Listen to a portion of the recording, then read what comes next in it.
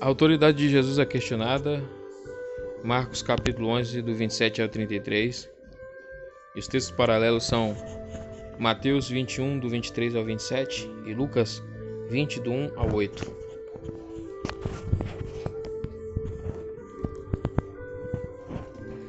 Deve-se pressupor que os chefes dos sacerdotes, os mestres da lei e os líderes religiosos, versículo 27, que agora se aproximaram de Jesus, eram uma delegação enviada pelo Sinédrio judaico, a quem a polícia do templo respondia no final das contas.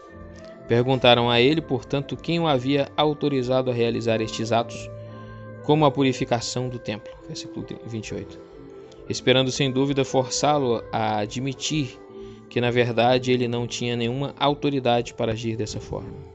Como resposta, Jesus trouxe à memória deles o caso de João Batista.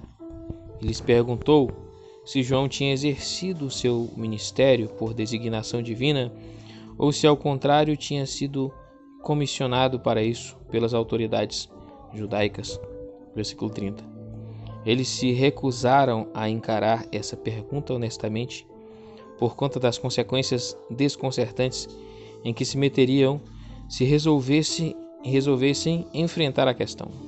Admitir que João tinha sido divinamente autorizado para o seu ministério seria um convite para Jesus responder com um questionamento relacionado ao que eles tinham feito com o fato de que ele mesmo tinha sido identificado por João como aquele maior do que ele queria sucedê-lo. Versículo 31.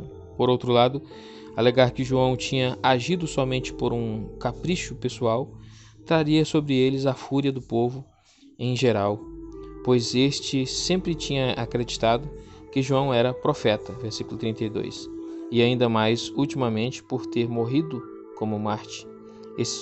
Espetados na ponta de um dilema, recusaram-se covardemente a responder à pergunta de Jesus, como que Jesus se recusou a responder a pergunta deles, versículo 33. Embora respondesse indiretamente na parábola que então dirigiu a eles.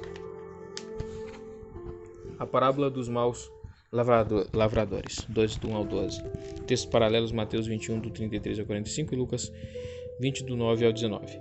Havia muitas propriedades rurais nessa época na Galileia que pertenciam a donos estrangeiros e eram lavradas por camponeses galileus, que compreensivelmente se sentiam muito descontentes com a posição que ocupavam.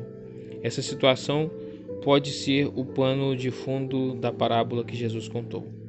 Ela foi designada não somente para indicar que a sua autoridade, acerca da qual estava sendo questionado, 11:28, era até mais elevada do que a dos profetas, no sentido de que o profeta era um servo de Deus, enquanto ele mesmo era o Filho de Deus, mas também para advertir aqueles a quem estava falando e que estavam tramando a sua morte, tanto da atrocidade do crime que estavam maquinando, quanto do horror das suas inevitáveis consequências.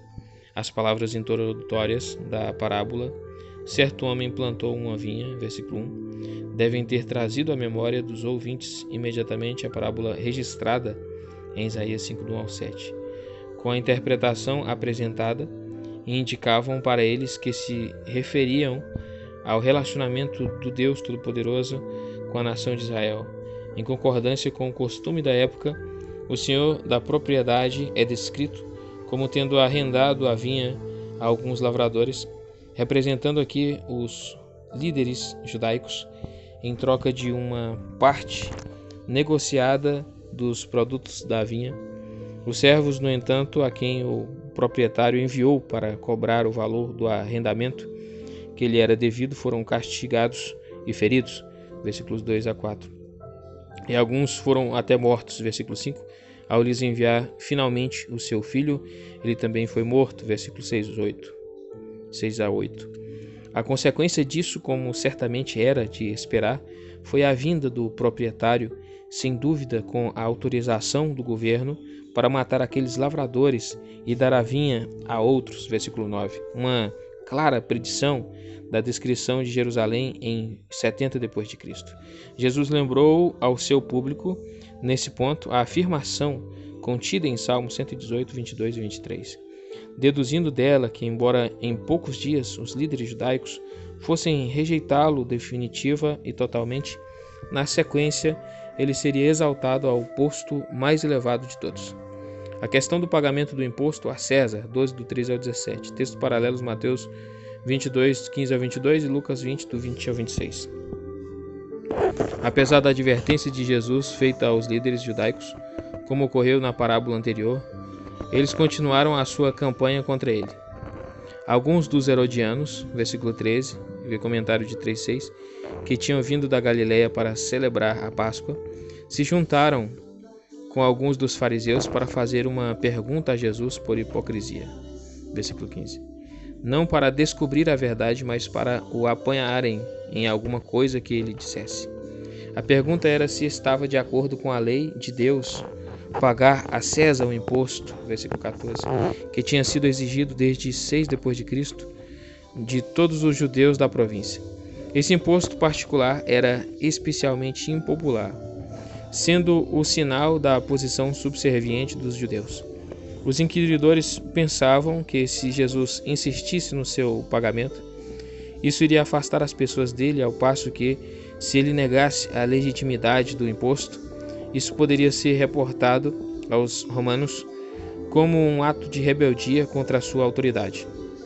Mas a resposta de Jesus foi que, visto que o dinheiro que eles possuíam continha a gravação da imagem do imperador Tibério, e de acordo com o ponto de vista da época pertencia a César, estava implícito nisso que eles reconheciam a sua subserviência a ele, de modo que deveriam lhe pagar o imposto. O que Jesus acrescentou ainda, no entanto, significava que se em algum momento César exigisse algo que na verdade pertencia a Deus, a exigência de César teria de ser negada. Versículo 17. A pergunta acerca da ressurreição, 12 do 18 ao 27, textos paralelos Mateus 12 do 23 a 33 e Lucas 20 do 27 ao 40. Ao passo que a pergunta anterior tinha sido preparada para colocar Jesus numa dificuldade política, esta pergunta seguinte teve o objetivo de colocá-lo numa dificuldade teológica.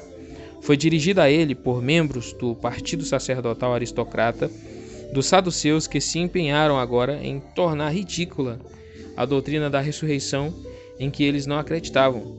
A sua argumentação, no final das contas, era que ela era incompatível com a lei do casamento do levirato, como exposta em Deuteronômio 25, do 5 ao 10, que eles citaram de forma não literal para Jesus.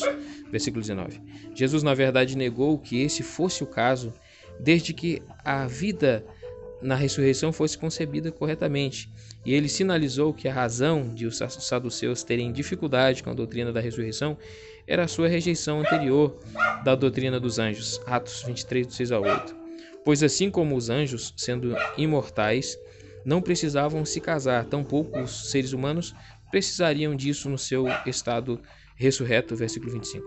Depois disso, voltando a sua atenção da questão da forma da ressurreição para o seu fato, Jesus demonstrou que a crença na ressurreição havia sido logicamente sugerida já no Pentateuco. Ele ressaltou que em Êxodos 3:6, Deus se apresentou como sendo, durante o tempo de vida de Moisés, o Deus de homens que, segundo a carne, já não estavam vivos. Versículo 26. A conclusão era que Deus estava ainda cuidando deles e que no final, necessariamente, ele iria ressuscitar os seus corpos para que eles pudessem partilhar da bênção final. A falha dos saduceus, portanto, era que eles não conheciam as Escrituras que ensinavam a ressurreição, nem o poder de Deus que poderia efetuar a ressurreição. Versículo 24. A pergunta acerca do grande mandamento, 12 do 28 ao 34, texto paralelo Mateus 22, 34 40. Na pergunta apresentada a Jesus agora, em contraste com as que foram submetidas antes, parece não ter havido nenhum espírito de hostilidade, o que era incomum, visto que um dos seus proponentes era um dos mestres da lei. Versículo 38 a 40, ao ser perguntado acerca de qual era o mais importante dos mandamentos, Jesus respondeu com a citação do Shema, Deuteronômio 6, 4, 5, que os judeus piedosos recitavam diariamente, mas ele acrescentou, como fez o advogado em Lucas 10, 27, ao que foi declarado no Antigo Testamento que Deus deveria ser amado de todo o seu entendimento, como também com as suas capacidades humanas. Versículo 28 e 29. Embora ninguém tivesse perguntado a Jesus acerca de qual era o segundo mandamento mais importante, de tão inseparáveis que eram aos seus olhos o primeiro e o segundo, confira 1 João 4, 21. Ele falou do segundo também, citando para isso Levíticos 19, 18, versículo 31. Devemos observar aqui que há muito mais envolvido em amar a Deus e amar o próximo do que se pode imaginar na superfície. As implicações dessa segunda tarefa foram desenvolvidas antes por Jesus. Na sua parábola do bom samaritano, Lucas 10, 30 a 37, o escriba concordou com a resposta de Jesus, versículo 32, e sem de forma alguma diminuir a importância dos sacrifícios, comentou que amar a Deus era um dever mais sublime ainda. 1 Samuel 15, 22, Salmo 69, 30 a 31. Oséias 6, 6. Enquanto, no entanto, o escriba estava fazendo uma avaliação de Jesus, Jesus estava avaliando o escriba. A sua observação final foi que o escriba havia chegado bem próximo de possuir as características necessárias para um homem se qualificar para entrar no reino de Deus. Versículo 34. Se pelo compromisso e a entrega pessoal a Jesus ele alguma vez nasceu de novo, o texto não deixa claro. A pergunta de Jesus acerca do filho de Davi, 12 do 35 ao 37. Textos paralelos, Mateus 22 do 41 a 46 e Lucas 20 do 41 a 44. A iniciativa na discussão foi agora tomada por Jesus, que fez uma pergunta aos que estavam à sua volta. O propósito da pergunta foi mostrar que o título messiânico, Filho de Davi, versículo 31, confira o comentário de 10:47, usado tão comumente pelos mestres da lei, por correto que fosse, não expressava toda a verdade acerca da pessoa do Messias. Prova desse fato, como Jesus destacou, era que quando o próprio Davi escreveu acerca do Messias, em Salmo 110:1, ele caracterizou o Messias não como se poderia esperar, como meu filho, mas como meu Senhor, versículo 36, com a implicação de que o Messias possuía não somente uma natureza humana, como filho de Davi, mas também uma natureza divina. Jesus tocou nesse ponto claramente com a esperança de que os seus ouvintes pudessem ser induzidos a associá-lo a ele. Jesus condena os escribas, 12 do 38 ao 40. Textos paralelos, Mateus 23 do 1 ao 39 e Lucas 20 do 45 ao 47. Tendo criticado o que os escribas diziam, versículo 35, Jesus criticou agora o que os escribas faziam acerca do fato de eles gostarem de andar com roupas especiais, versículo 38a. Estas eram roupas caracteristicamente usadas por homens de muito conhecimento. Nas mais diversas situações, esperavam que se prestasse a mais elevada deferência a eles. Ver 38b e 39. De viúvas necessitadas, extorquiam somas exorbitantes de dinheiro e se esforçavam em obter a estima dos homens, fazendo longas orações, versículo 40a. A razão que Jesus citou porque eles receberiam punição mais severa do que os outros, versículo 40, foi que as práticas más que faziam eram astutamente realizadas sob o disfarce da religião. A oferta da viúva, 12, 41, 44, texto paralelo, Lucas 21, do 1 ao 4. Tendo falado da avareza dos escribas, versículo 40, Jesus agora fala de uma mulher que ele observou e que entregou para a obra de Deus tudo o que possuía para viver, versículo 44. No lado do pátio dos gentios, no templo, no comentário de 11:15, ficava o pátio das mulheres. Nas paredes desse pátio havia 13 caixas de ofertas em forma de trombeta.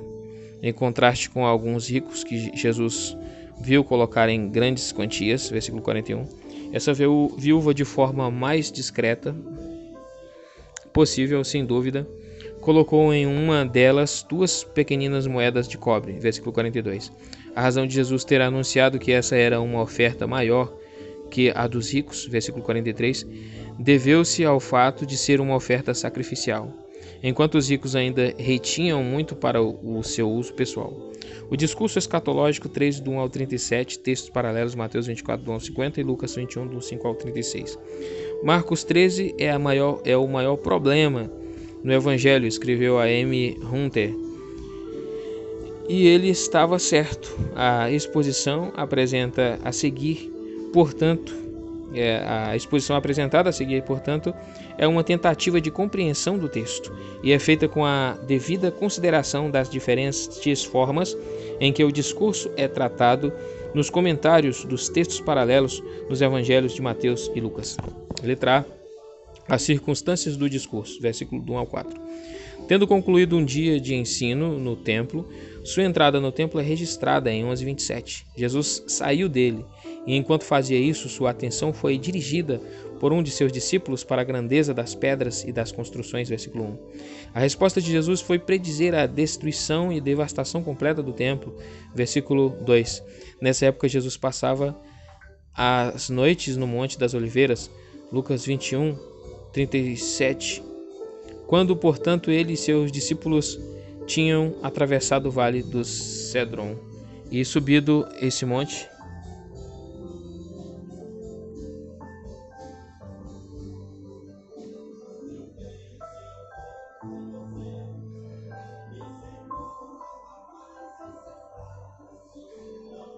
das suas encostas devem ter tido uma visão magnífica da cidade e do templo. Os 4 discípulos mais experientes perguntaram a Jesus quando ocorreria a destruição do templo e que sinais iriam indicar a iminência disso. Versículo 3 e 4. Precisamos observar que o registro aqui em Marcos, como o de Lucas 21:7, não faz menção de os discípulos perguntarem a Jesus acerca de qualquer outro assunto. Necessariamente, então, esse foi o assunto predominante de que Jesus tratou com resposta à pergunta deles. No entanto, uma referência do Evangelho de Mateus 24:3, mostra que os discípulos ainda perguntaram a Jesus: "E qual será o sinal da tua vinda e do fim dos tempos?" É altamente provável que a razão de eles submeterem a Jesus essa pergunta complementar foi o mal-entendido que os orientava, segundo o qual a resposta de Jesus e o final dos tempos deviam coincidir no tempo com a destruição do templo. Vendo, portanto, que alguma informação acerca da segunda vinda de Jesus caiu incidentalmente no escopo da pergunta dos discípulos, na sua resposta Jesus disse algo acerca disso, mas somente de maneira indireta, e no final da sua resposta à pergunta básica deles, como vai ficar demonstrado nas notas a seguir. Letra B. O discurso em si, versículos 5 a 37. Propondo aqui que a chave para a compreensão desse discurso está na afirmação de Jesus no versículo 30. Eu lhes asseguro que não passará esta geração até que todas estas coisas aconteçam, que ele em seguida endossou com a declaração intensamente solene do versículo 31, afirmando com o uso de uma expressão idiomática hebraica que até se céu e terra passarem, suas palavras e esta declaração supostamente em particular nunca passarão. Tudo, portanto, que Jesus predisse até esse ponto no seu discurso, declarou que seria cumprido durante os 40 anos seguintes, entendendo a palavra geração no seu sentido normal e natural, e de fato se cumpriu. O ensino nesse discurso acerca da segunda vinda de Jesus está restrito às afirmações dos versículos 32 e 37, e a mudança de assunto é indicada pelo fato de a palavra estas nos versículos 29 e 30 ser substituída no versículo 32 pela expressão daquele dia. Confira Ara, mas a respeito daquele dia, nos versículos 5 a 14, Jesus prenunciou a ocorrência de diversos acontecimentos que, apesar das concessões que alguns estudiosos poderiam fazer na sua interpretação, não deveriam ser considerados como precursos imediatos da destruição do templo. Todos eles, de fato, aconteceram durante os 40 anos seguintes, a natureza do sinal indicando a iminência da destruição do templo e qual foi, por consequência, acerca do qual os discípulos tinham perguntado no versículo 4. foi descrita por Jesus no versículo 14a como sendo o sacrilégio terrível no lugar onde não deve estar, que na afirmação correspondente no versículo de Lucas 21:20 é caracterizado como Jerusalém rodeada de exércitos. Quando, portanto, os cristãos em Jerusalém vissem as legiões romanas atacando sua cidade, qualquer noção de que Deus poderia intervir miraculosamente para protegê-la, como fez nos dias de Ezequias, seria excluída da mente deles, visto que esse mesmo era o sinal divino da proximidade do templo, quando tanto a cidade quanto o templo seriam arrasados. O recurso dos cristãos, em vez disso, ao testemunhar o início do ataque, foi fugir sem demora para os montes, versículo 14b, e quando aconteceu foi o que os cristãos em Jerusalém fizeram, em virtude das palavras de Jesus, fugindo apressadamente, na hora certa para a cidade de Pela, do lado do leste do Jordão.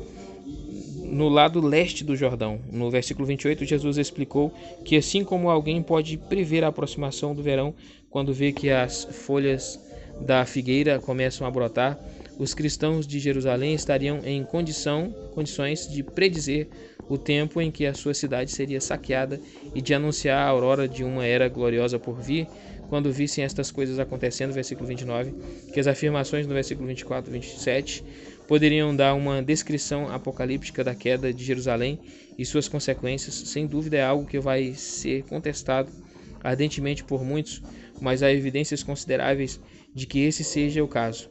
A linguagem apocalíptica dos versículos 24 e 25 é admiravelmente semelhante à usada, primeiro em Isaías 3:10, para descrever o juízo de Deus sobre a Babilônia, segundo em Isaías 34:4 para descrever o juízo de Deus sobre Adom, terceiro em Ezequiel 32:7 para descrever o juízo de Deus sobre o Egito, quarto em Joel 2:10 para descrever o juízo de Deus sobre Israel, o filho do homem vindo nas nuvens, versículo 26 é uma descrição aqui proponho das suas ações de juízo contra Jerusalém, é um paralelo próximo ao fornecido em Isaías 19:1 da ação de Deus em juízo contra o Egito.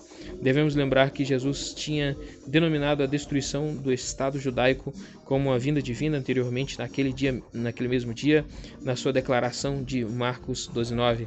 A afirmação do versículo 27 pode estar relacionada ao ímpeto crescente do evangelismo mundial que seguia os eventos de 70 depois de Cristo. Confira a linguagem de Salmos 22:27, Isaías 45:22.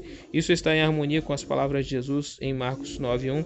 Vê comentários, os versículos 32 e 37 estão relacionados à segunda vinda de Jesus, visto que a data de quando isso vai acontecer é desconhecida, versículo 32, a necessidade maior dos cristãos em relação a ela é estarem vigilantes, versículo 35, vigiar, portanto, foi a ordem que Jesus deu, não somente a Pedro, Tiago e João e André, mas aos cristãos de modo geral.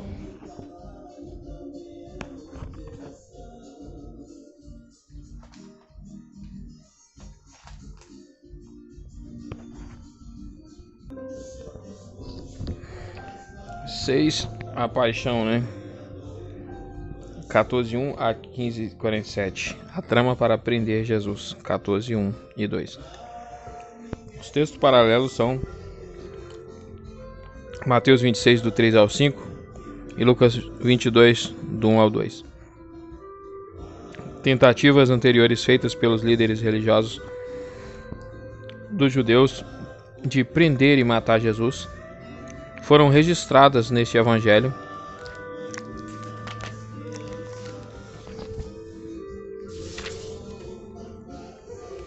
em 3:6 e 12:12. Agora fizeram a sua tentativa final, versículo 1, decidindo entretanto que isso não deveria ocorrer durante a festa, versículo 10, pois poderia provocar oposição violenta por parte dos que apoiavam Jesus, que viriam a Jerusalém da Galileia para a Páscoa. A cabeça de Jesus é ungida, 14 do 3 ao 9. Texto paralelo, Mateus 26 do 6 ao 13. João do 12 do 1 ao 7. Simão o leproso, versículo 13, que estava recebendo Jesus nessa ocasião. Deve ter sido um leproso curado, e muito provavelmente Jesus o tinha curado. A mulher que ungiu a cabeça de Jesus fez isso como expressão espontânea da sua concepção da honra que era devida a Jesus. O nardo era um unguento muito caro, feito de uma planta rara da Índia, e o frasco que o continha provavelmente era um recipiente globular sem alças. A mulher quebrou o gargalo do frasco e parece que derramou todo o seu conteúdo sobre a cabeça de Jesus. Ao ser criticada por seu ato, versículo 4, Jesus respondeu que ela não deveria ser censurada, pois tinha aproveitado uma oportunidade singular para homenageá-lo. Versículo 7, acrescentando uma observação enigmática, versículo 8, que possivelmente significava dizer que não seria um desperdício usar de forma generosa um perfume caro com ele quando em breve ele seria sepultado. Nem era desperdício que essa mulher o tivesse ungido dessa forma. O acordo da tradição, 14, 10 e 11. Textos paralelos, Mateus 26, do 14 ao 16 e Lucas 22, do 3 ao 6. Um motivo de Judas trair Jesus e entregá-lo às autoridades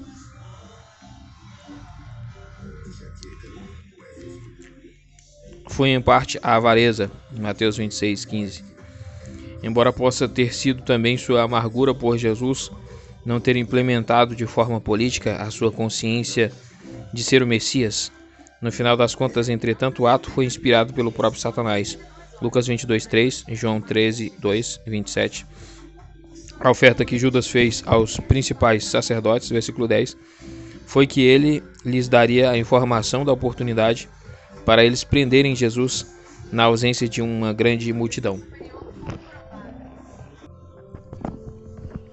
Os preparativos para a última ceia, 14 do 12 ao 16, textos paralelos, Mateus 26 do 17 ao 19 e Lucas 22 do 7 ao 13. Provavelmente foi mais em virtude do conhecimento sobrenatural de Jesus do que por conta de um acerto prévio que ele foi capaz de dizer aos seus discípulos que ao entrarem em Jerusalém, o homem carregando um pote de água viria ao encontro deles. Versículo 13, confira 11:2 e comentário. O homem seria imediatamente identificado porque, embora homens no Oriente carregassem vasilhas de vinho com frequência, era incomum eles carregarem potes de água, sendo isso tarefa das mulheres. A tradição diz que a sala em que comeram a última ceia ficava na casa de João Marcos, nesse caso, o dono da casa. Versículo 14, pode bem ter sido o pai de Marcos, que mesmo assim parece ter morrido antes dos eventos de Atos 12:12. Os dois discípulos tendo preparado a Páscoa, versículo 16, o cordeiro, o vinho, as ervas amargas, etc., voltaram a Jesus.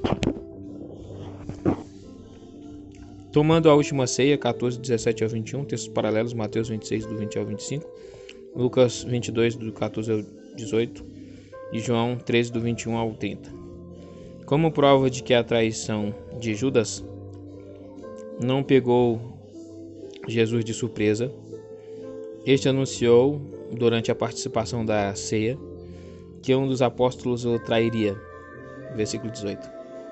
O relato de Marcos, no entanto, não registra o método que Jesus usou para identificar o traidor para os outros, mas simplesmente relata as afirmações de Jesus com o propósito de mostrar que era um dos que comiam pão com ele, de um prato comum colocado no centro da mesa e que continha um tipo de purê de frutas conhecido como arozete. Versículo 20. Jesus acrescentou que, embora a ação do traidor tivesse sido anunciada no Antigo Testamento, o versículo 18 contém um eco de Salmos 41:9, que em João 13:18 é citado diretamente. O traidor não estava com isso absolvido da responsabilidade pessoal por seu ato, versículo 21.